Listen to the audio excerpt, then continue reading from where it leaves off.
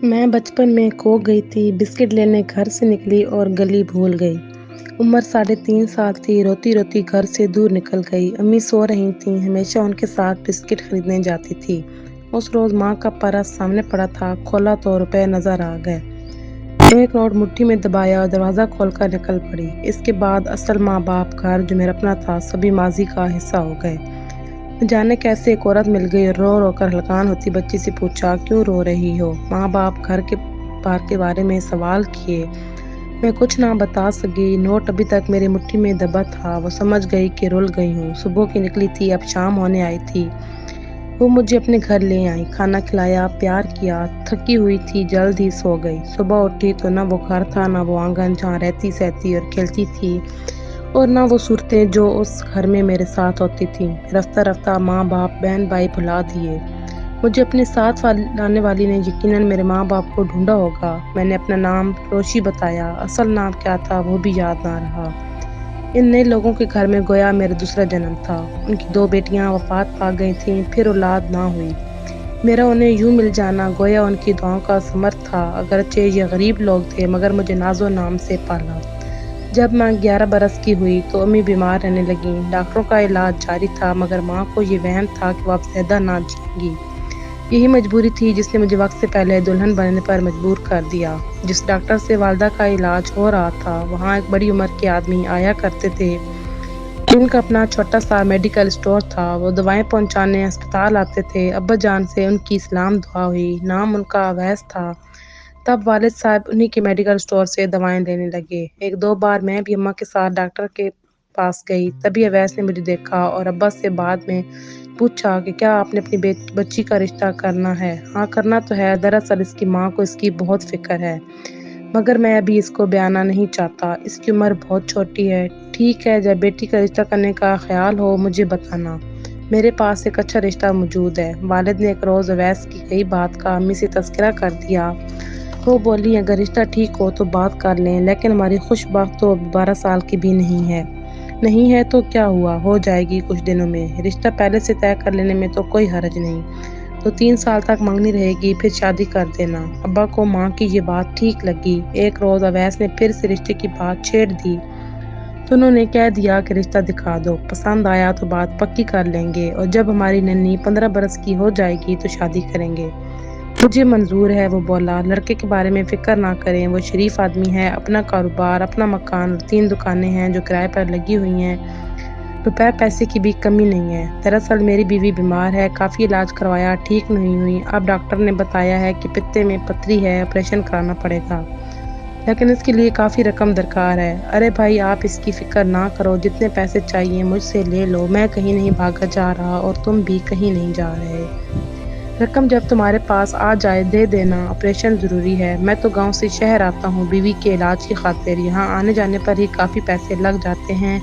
Primary school का master हूँ, मामूली तनख्वाह है। ऑपरेशन के दौरान कहाँ क़याम करूँगा? बड़े मसाइल हैं, क़याम भी मेरे घर कर लेना आप लोग। इंसान ही इंसान के काम आता है। मेरा 5 कमरों का बड़ा सा मकान है और इसमें फ़िलहाल मैं अकेला ही रहता हूँ। अल्लाह का दिया इतना है कि समाता नहीं। ये दौलत किस काम की जो किसी ज़रूरतमंद के काम ना आए। अब्बा को इस आदमी ने ऐसा हौसला दिया कि वो शहर के बड़े अस्पताल से अम्मी का ऑपरेशन कराने पर राज़ी हो गए। ऑपरेशन भी हो गया। अम्मी अब्बू ने इस दौरान वैस साहब के घर में क़याम किया।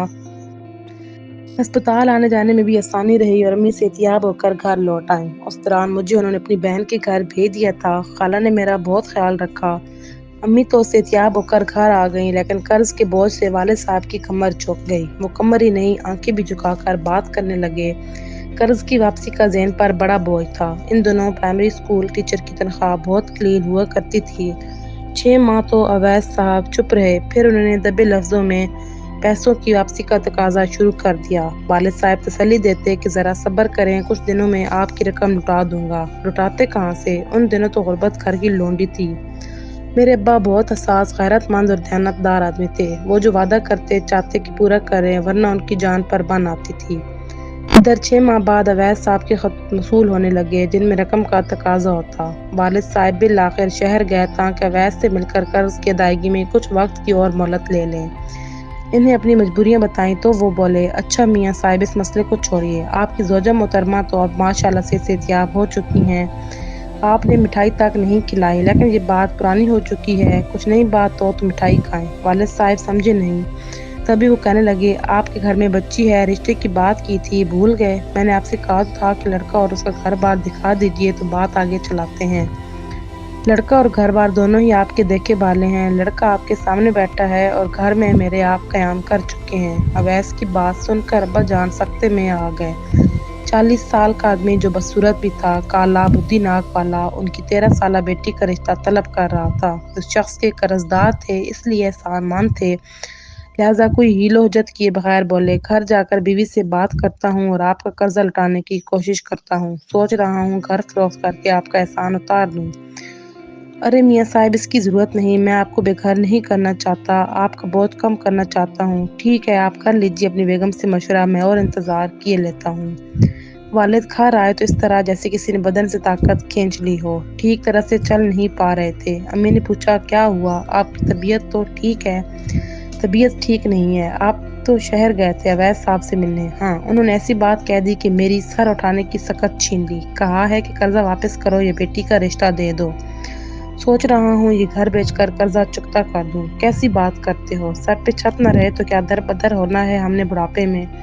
بیٹا تو پہلے ہی اللہ نے نہیں دیا، گھر بھی نہ رہے گا تو کیا سڑک پر بیٹھیں گے؟ عزت سے روکھی سوکھی کھا کر بھی تو سر چھپائے ہوئے ہیں، اور بیٹی بھی آخر بیانی ہے، آج نہیں تو کل۔ اویس اتنا برا نہیں، بس ذرا شکل دبتی ہے، اس کا کاروبار ہے، روپیہ پیسہ ہے، ہماری بیٹی عیش کرے گی، اور کیا چاہیے؟ ایسے رشتے قسمت والوں کو ملتے ہیں، خاندان میں کوئی ایک آدھ رشتہ نکل بھی آیا تو سبھی غریب لوگ ہیں۔ یہاں بھی اس بیچاری یہ مفلسی دیکھی اور آگے بھی یہی سوغات جہیز میں لے کر جائے گی۔ ارے میاں، اویس کو ہاں کہو، قرضے کا بوجھ بھی نہ رہے گا اور بیٹی بھی خوشحال گھر میں آباد ہو جائے گی۔ میں تو تم کو دانا جانتی تھی، مگر تم تو سخت نادان نکلے۔ اویس صاحب کو ہرگز مایوس نہ کرنا، وہ بہت مہربان اور شفیق آدمی ہے، ہماری رانی کو بہت خوش رکھے گا۔ غرض ایسی باتیں کر کے امی نے ابا کا نہ صرف دل ہلکا کر دیا بلکہ اسے میری اویس سے شادی کے لیے ہاں بھی کروا دی۔ ہاں کہنے کی دیر تھی، اویس نے فوری شادی کا تقاضا کر دیا۔ یوں میری 14 برس کی عمر میں شادی ہو گئی۔ میں شادی کے تقاضوں کو سمجھتی نہ تھی۔ چند دن تو اس نے چاؤ سے رکھا، اس کے بعد اس کے مزاج بگڑنے لگے۔ وہ مجھ پر شک کرنے لگا، کسی سے بات نہ کرنے دیتا، نہ کسی کے گھر جانے دیتا، خاموشی سے سب ظلم اٹھاتی، گھر میں میرے سوا کوئی نہ تھا۔ وہ اسٹور پر چلا جاتا اور میں چپ ہو جاتی۔ ماں باپ دور تھے، ان سے بھی بات نہ ہو سکی۔ ایک دن میں بالکنی میں کپڑے ڈال رہی تھی کہ میرا شوہر آ گیا۔ کوئی شخص گلی سے گزر رہا تھا۔ اویس نے گلی میں جھانک کر دیکھا اور پوچھا، بتاؤ یہ کون تھا؟ مجھے کیا پتا کون تھا، کوئی راہگیر ہوگا، ایسے تو لوگ گزرتے رہتے ہیں۔ اویس نے اگلا سوال کیا، سچ سچ بتاؤ، کل جب میں مال خریدنے کراچی گیا ہوا تھا تو رات تیرے پاس کون آیا تھا؟ میں نے جواب دیا، کوئی بھی نہیں۔ اس پر اس نے چاقو نکال لیا اور اتنا ڈرایا دھمکایا کہ میں خوف سے بے ہوش ہو گئی۔ مجھ پر جو بھی گزر رہی تھی تنہا جھیل رہی تھی۔ فون گھر میں نہ تھا، والدین کو خط نہیں لکھ سکتی تھی کیونکہ مجھے اس کی اجازت نہیں تھی۔ میرے شوہر کاپی کے صفحے گن کر رکھ جاتا تھا کہ اس کے پیچھے کسی کو خط نہ لکھ سکوں۔ ادھر میں اکیلی گھر میں ڈرتی رہتی تھی۔ میں ڈر کر بیمار ہو گئی اور 3 دن کھانا نہ کھایا۔ تب اس نے مجھے کہا کہ چلو والدین کو خط لکھ دو۔ میں جلدی سے خط لکھنے بیٹھ گئی۔